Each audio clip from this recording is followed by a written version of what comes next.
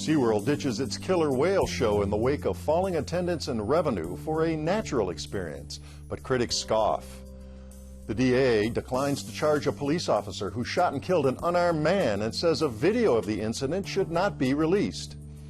And airlines that violate the overnight curfew at Lindbergh Field often escape fines. I'm Mark Sauer. The KPBS Roundtable starts now.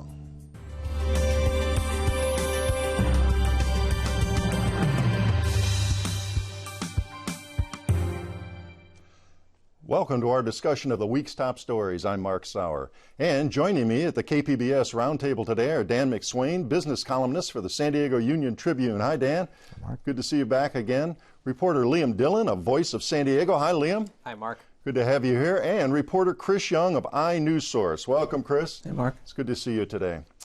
Well, SeaWorld has been swamped lately by bad press, lagging attendance, and falling revenues. The core problem, its long-standing killer whale shows featuring the enormous mammals doing circus tricks in relatively small tanks. Operators of the theme park on Mission Bay responded this week by vowing to revamp its orca shows by 2017. Dan, let's start with that announcement. What are the high points? What do they say they're going to do?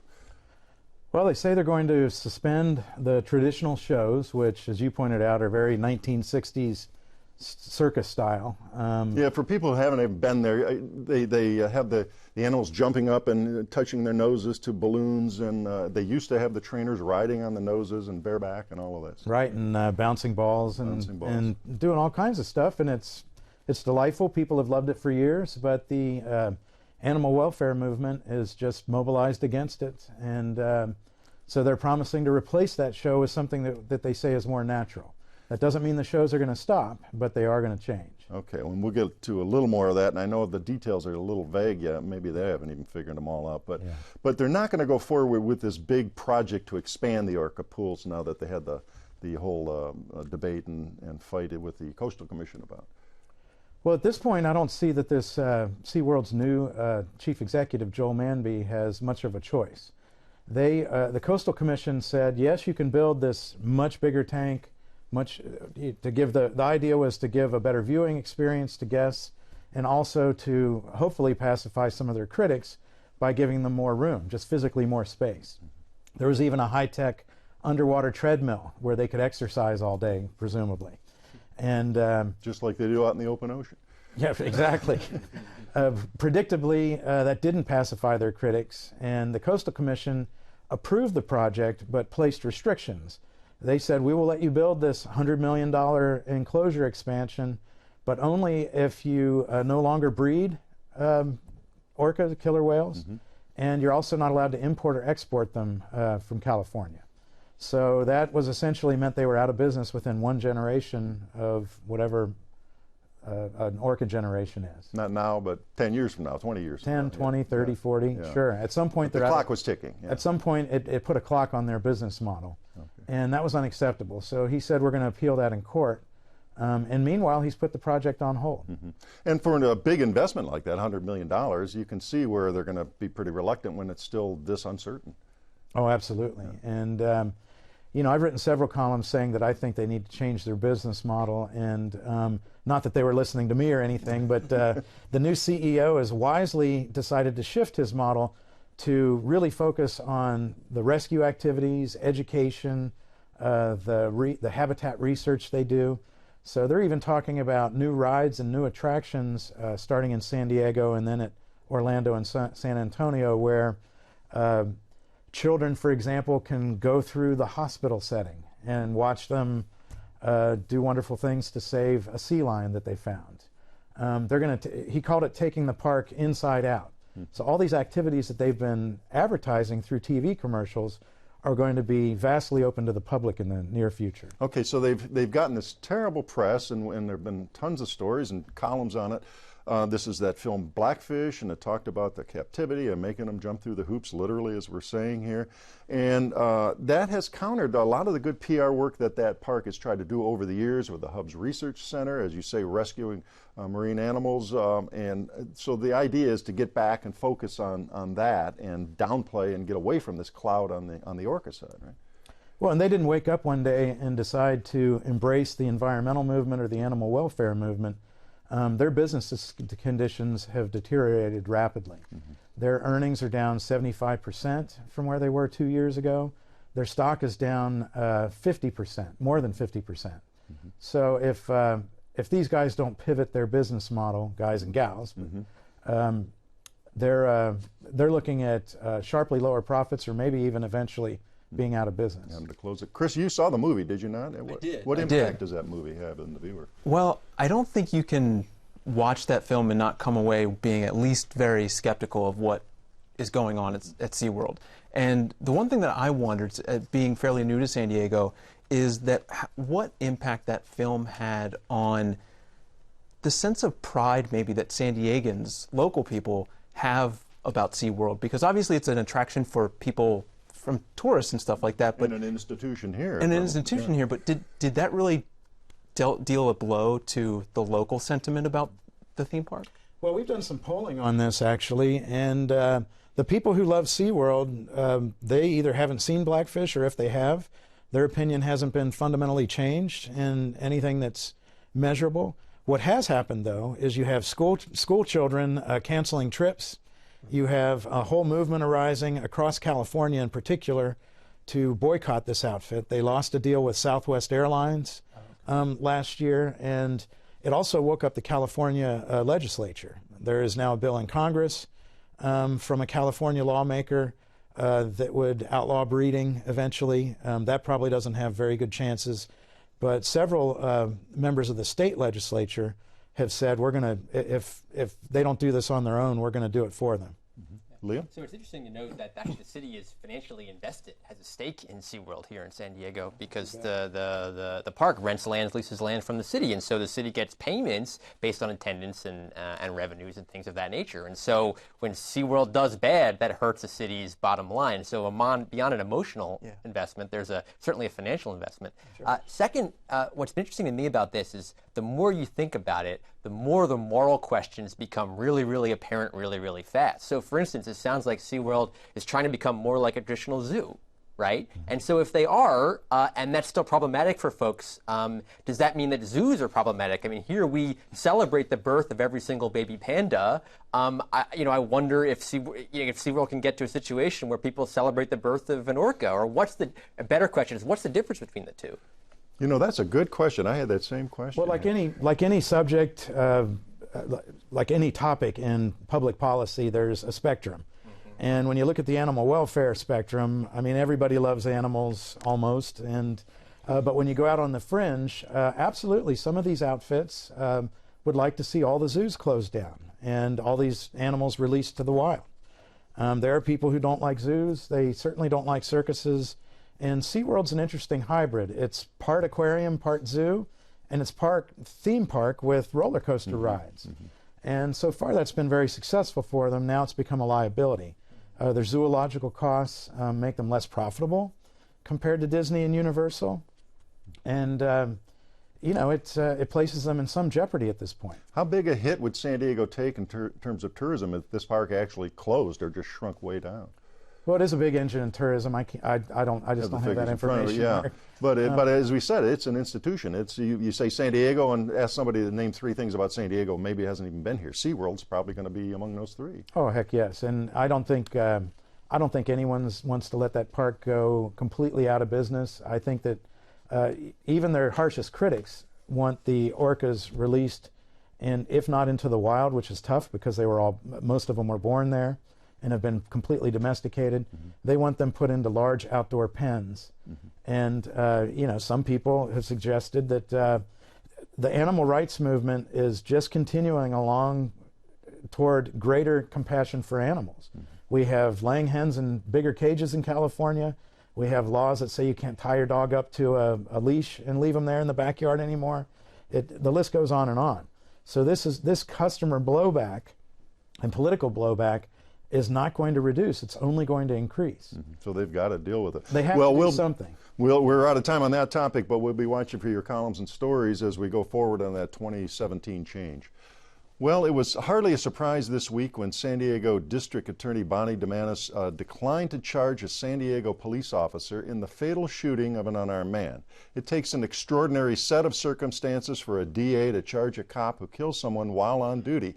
But this case featured a surveillance video, which the public has not seen, and police body cameras, which happened to be turned off. So, Liam, she based this decision not to charge on a long-standing Supreme Court decision. Explain that for us. Sure. There were a couple of Supreme Court decisions back in the 80s that basically said what you do is you can't look at a situation from 2020 hindsight, rather. You have to look at what a reasonable officer, keyword being reasonable officer, would have done in the exact same circumstances. So even though, and this is playing along with the sort of the narrative here, even though Mr. Nahad, the gentleman who was killed, did not end up having a knife, was it reasonable to believe that he did when the officer interacted with him? And so what the DA said is Officer Browder, the officer who ended up killing Mr. Nahad, got a call saying that there was a knife-wielding man in the alley. And this was back on April 30th in the Midway District. In the spring in the Midway District, yeah. Got a call about a knife-wielding man. Witnesses saying we saw a knife. Guy was carrying a metallic object that looked like a knife. Based on that, it's reasonable to believe for an officer to believe that Mr. Nahad had a knife. It turned out to be a metallic pen, but taking from the circumstance of what an officer would have thought at that period of time, the DA said it was fair to believe that he in fact had a knife and was threatening him. Mm-hmm. Now, of course, unfortunately, we've seen our share in big American cities see their share of officer-involved shootings. Many of them are fatal shootings. Sometimes there are unarmed, sometimes there's children involved, all sorts of circumstances. This one is a little different because of this surveillance video, right? Right. So tell us about that. Where was the camera and what is, we don't know what it shows. We'll get into that. So there was a camera that captured the entire incident from a nearby business. And so it captured the officer rolling up and captured Mr. Nahad moving towards the officer. So this would be a wide-angle fixed security camera. Well, yes. I can't tell you the exact specifications because, as you say, none of us have seen it yet, despite various efforts to get that made public. And I should note right here for bookkeeping, KPBS is among several news organizations, including yours, that are trying to go to court and get this video released. Yes. So point being that in this case, we not only have a video of that captures the shooting, but we also have someone who put a sworn declaration who's seen this video 20 to 30 times, an employee of the nearby business saying, look, I watched this video and it was bad. You know, this was not a justified case. This was a case that he, in his words, would be shocking, he said, to anyone who would see it. And so that sort of spurred the interest of us and, like you say, other media in town to say, hey, you know, this is an incident where the guy turned out to be unarmed. Let's take a look at the video. And so far that hasn't happened. Yeah. Now, just to follow along that line, where are we on that court case, if you know, when might we see a decision? We're still awaiting a federal court judge to decide whether, importantly, not to force the government to release the video, but rather to allow Mr. Nahad's family, which has a copy of it, to exercise their First Amendment rights and be able to release it to us. All right, and we may as well get into that. They've got a lawsuit pending. Correct, a wrongful death lawsuit against the city. And so this would be part of discovery in that suit. Correct. If that case came to trial, presumably the jury, and this would be in an open court, presumably that video might come out at that point. Sure, but there's no guarantee in any part of the process that the video would become public. And of course, the case may never make it to trial on that far. So the difficulty in these cases, and as I say, the DA here and every big city has these, is to go back at that point in time, look at it from the perspective of the police officer, obviously apply the existing laws and the rulings, in this case from the Supreme Court. It's a very difficult thing for the lay people to understand how an unarmed man can be shot, a mentally ill person.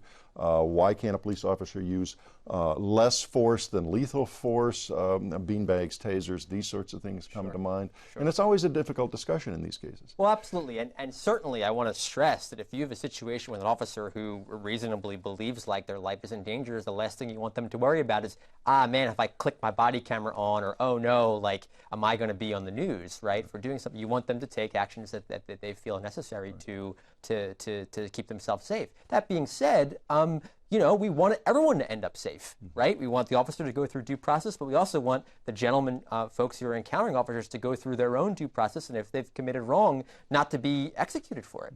And so it's obviously a difficult balancing act, but we certainly want to be able to see justice on all sides. Now let's talk about that body cam, that police cam here. We've had a number of incidents here, not involving shootings necessarily, but sexual abuse incidences, abuse of power under the color of authority. We've had the police chief saying we're going to go to widespread use of these cameras, but this didn't come on in this case. Is it too new? Is the rule not yet enforced? The officer just in a moment of hurry to deal with this potentially violent situation, forget to turn it on? What's the circumstance? So what the DA said in her 15 pages of information describing her decision, she said the officer simply did not turn it on. The reason, who knows? But it was not turned on. Okay. So for whatever reason, we don't have that video working at all. How do you view these cases? Dan, you've been a newspaper man a long time. They're always tough calls. Being a police officer is a tough job. We've had understaffing in this city. Overtime, cops are stressed. You know, and the DA works with the police officers, relies on them in court. It's not a conflict. They have a relationship there that comes to bear in deciding these matters. Well, Bonnie Dumanis has been incredibly consistent over the years. She always finds no fault with these kinds of incidents. I can remember 10 years ago, 5 Latinos were shot up in Vista over the course of one summer. And there was no training initiatives placed on the sheriff's department. There was no corrective action that anybody could discern. And all of the deputies were found to not be at fault. And we did an investigation, and we found out in a 49% Latino community, there were a grand total of 2 deputies who spoke Spanish. So there are opportunities for training. We have to the district attorney wisely is supporting police officers when they're in these difficult situations. But there's also opportunities, and I think it's important that the new police chief is taking this, down in San Diego, is taking this seriously. She shows a lot of interest in improving things, but the video cameras change everything. This has got police changing their behavior all over the country. It doesn't appear to have come to San Diego County yet, but it's coming. It's inevitable. It's on the way. Yeah. I did want to ask you about this distance factor in this particular case, the 21-foot rule, and then what some of the witnesses are saying in the contradictions. This is a bit complicated, but essentially for decades, a lot of police officers around the country have been taught that if someone carrying a knife is within 21 feet, they can stab you before you have the ability to get your gun and take defensive action. Move faster than the layperson would realize. And so that's why in this case, distance has been such sort of a strong aspect of various parts of this investigation. And unfortunately, what we've seen in this case is a number of different estimates of how far the officer and Mr. Nahad were away from each other when Officer Browder shot him. You have the city saying in a court filing 10 to 15 feet. You have the gentleman who watched the video saying approximately 15 feet. You have the DA now saying 17 feet. And you have the family, the family attorney saying 25 feet, right? And you have the officer in his interview saying, well, he was within 21 feet, so I was worried, right? And so that's why this rule is so important. But I think these various estimates give rise to the fact that, hey, look, like why is the public not allowed to sort of see this and make a judgment for themselves or understand it? We're all, grown-ups here. We can figure this out. The technology is there. We should be trusted with being allowed all to right. see it. Well, we're just about out of time in this segment, but it's going to be interesting, and of course we will be doing follow-ups as your organization will. I'm sure the UT will on when and if, or if not, this video is released and what the impact will be. All right, well, you're drifting off to sleep around midnight and suddenly you're jolted awake by jet engines roaring overhead.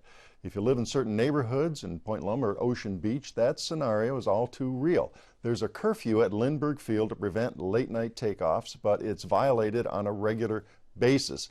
Chris, start with the rules here. We're talking about takeoffs, and we're not talking about landings. Not landings. Okay. Yep. And why is that? Are there so much quieter landings? Well, landings are quieter. If you live in Point Loma or Ocean Beach, you know that takeoffs are really, really loud. And if you live in a neighborhood underneath the landing flight path, it's a little bit quieter. It's still a nuisance, though. But so in the Airport Authority established in 1989 a curfew, which basically said that it restricts airlines from taking off between 11:30 p.m. and 6:30 a.m.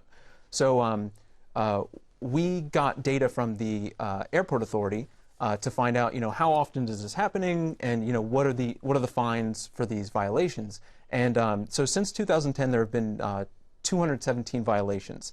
And the thing that struck us when we looked at the data was that so many of these just say no penalty. So the range for the violations is usually about $2,000 to $10,000 is how much these airlines would be fined for these violations. And sometimes it's even more than that.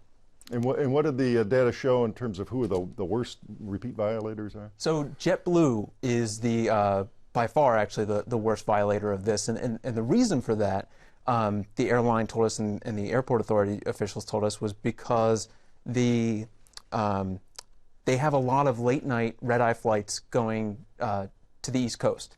And sometimes there are issues with planes coming here that need to take off from here, that come here a little bit later, get delayed because of weather conditions, and they also have maintenance issues. And we should note that with the prevailing wind here, 95% of the time they're taken off over the ocean, over these neighborhoods, Point Loma and OB, almost all the time. The only time it really doesn't happen is we get a Santa Ana and the wind turns around from the east. So it's, almost, as I say, it's 95% of the time. So on these, the folks are running it right up to curfew. So what are some of the reasons they say, well, we're going to let you off the hook this time, no fine? So in most of the cases when airlines are not fined for these violations, it's because of maintenance issues. So there's some kind of mechanical issue with the plane, and the airport officials don't fine them because of this mechanical issue that pushes them past the curfew. Now, I spoke with some residents, and one of them flat out said, like, they're not buying that. There's no, it's your, as an airline, it's your responsibility to maintain your plane, and this curfew exists, so you should be able to, if you pass the curfew because of a mechanical issue, you should be paying the consequences for that. Yeah, so the argument might be you're scheduled to take off at 11:15. You're going to beat the curfew by 15 minutes here. You got a mechanical issue. You got to swap out a tire, whatever it might be, and it's going to push you to, say, 12:30, 1 o'clock takeoff. Well, wouldn't the argument be then, sorry, you got to wait till 6:30 in the morning. The airport's basically closed under this curfew. So that could be the case, and which you can imagine would be very expensive for the airline. Exactly. The cost of that, would drastically outweigh the cost of paying a fine. Unless, in some cases, JetBlue, because they has so many of these violations, sometimes a violation can cost them as much as $40,000 for a single violation, because the range depends on how many violations you've had within a particular time period. Give us that. Break those numbers down a little bit for us. What is the range if you're kind of a first-time offender or first-time offender? Or within there's a certain many months period that they have. First time within that period, $2,000. Then it goes up to your second offense would be $6,000, third offense $10,000, and then it can go multiply from there. And how much money are we talking about over this 5-year period that you looked at? How much money has come in from all these fines? I think the number is about $680,000 or so total. Chunk of change. But that amount could be a lot higher if they were fined for all these violations, because about half of the total violations, go unpenalized. Okay, they get off the hook on that. Liam? So who decides whether to do the penalty or not? I mean, is there just a guy, or who is the one who's the referee on this? Yeah. So the airport has a curfew violation review board, and it's I believe a 3-member panel, and it's made up of 3 different airline officials, and basically they have discussions with the airline representatives, and basically the airline explains what exactly happened. So they review that and any kind of submitted information that the airline will give them, and basically they say, okay, we had a mechanical issue with this plane. It pushed us to past 11:30. We didn't take off until 11:45, but it was a mechanical issue, so we should be let off the hook. They can't just be running late and say, oh yeah, mechanical problem again. Yeah, exactly. I mean, they've got to monitor that, I would imagine. But the airlines or the airport officials, when I asked them, why for a maintenance issue, I gave that idea that the resident told me, like, they should still pay a fine. Yeah, you should be on top of it. Yeah, exactly. And what they said is they're balancing accountability and safety. And what they don't want is for an airline to, as they get really close to the curfew and they have a mechanical issue that they need to fix, they don't want them to, in the back of their head, have that fine in mind and decide not to. Well, take a chance. Exactly. Yeah, that's not good. Who, on the other side of the scale, who's doing this really well? Who's escaping the fines and has a good record? So I was actually surprised by that.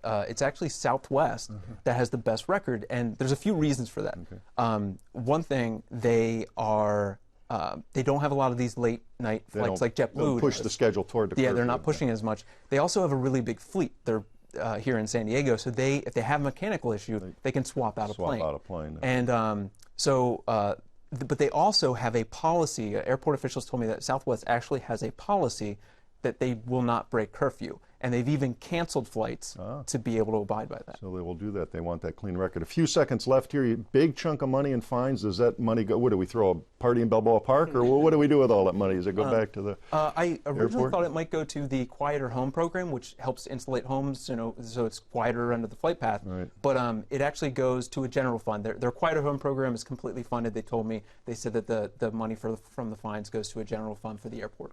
Okay, so obviously any number of needs out there, beginning with a new airport itself, but that's discussion for another day. All right, well, thank you. That does wrap up another week of stories here at the KPBS Roundtable. I'd like to thank my guests, Dan McSwain of the San Diego Union Tribune, Liam Dillon of Voice of San Diego, and Chris Young of iNewsSource.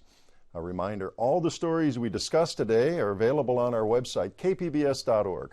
I'm Mark Sauer. Thanks for joining us today on the Roundtable.